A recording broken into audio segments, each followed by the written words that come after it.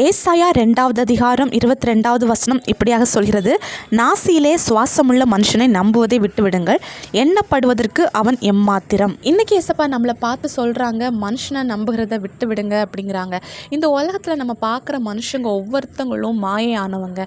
இன்றைக்கி நம்மக்கிட்ட நல்லா பழகுவாங்க, நாளைக்கு நம்மளை அவங்க தான் காட்டி கொடுப்பாங்க. இல்லைன்னா இந்த உலகத்தில் இருக்கிற மனுஷங்கிட்ட நம்முடைய கவலைகளை போய் சொல்லலாம் நம்ம சொல்லுவோம், அவங்க நம்மளை புரிஞ்சுப்பாங்க நம்ம நினைப்போம். ஆனால் அவங்க நம்மளை புரிஞ்சுக்க மாட்டாங்க. அதுக்கு பதிலாக நம்மளை விட்டு கொடுப்பாங்க, காட்டி கொடுப்பாங்க.